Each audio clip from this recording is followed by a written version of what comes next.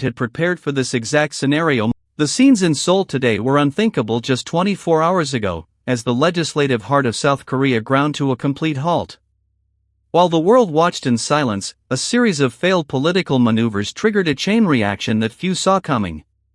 But what happened behind the closed doors of the National Assembly today will change the course of the nation's history forever. It started with a single, aggressive announcement at dawn, but within hours, a full-scale political deadlock became inevitable. The streets, usually teeming with orderly commuters, were suddenly filled with the heavy presence of armored vehicles and anxious crowds.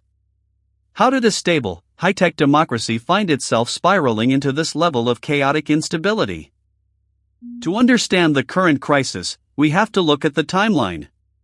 It was exactly 9 a.m. when the impeachment motions were formally tabled, sparking an immediate, hostile response from the executive branch. This wasn't just a difference of opinion, it was a total breakdown of constitutional protocol. But the real problem was something no one expected: a deep, systematic fracture within the ruling party that had been ignored for months. While the public focused on the loud debates on television, the actual power struggle was being decided in small, smoke-filled rooms far from the cameras. Compare this to the stability of just last year, when protests were rare and government sessions followed a predictable, albeit tense, rhythm.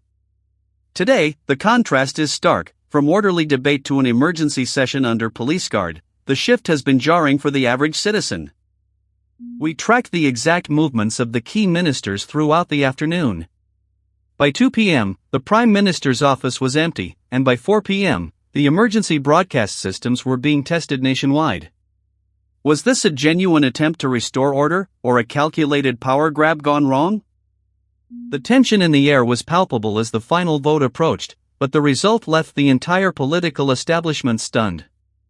It was a humiliating defeat for the administration that will lead to a complete reshuffling of the cabinet before the week is out. The revelation that finally broke the silence? A leaked document signed only 48 hours ago proved that the government had prepared for this exact scenario months in advance. They weren't reacting to the chaos, they were waiting for it to provide the cover they needed.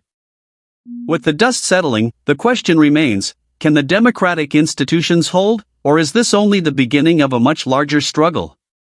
We'll be tracking every development as the capital braces for more protests tonight. If you want to stay ahead of the story, hit the subscribe button so you don't miss our deep dive analysis tomorrow. For the latest on-the-ground updates, check the pinned comment for our live resource tracker. Make sure to subscribe to Korea Decoded for the truth behind the headlines. What do you think happens next for South Korea's leadership?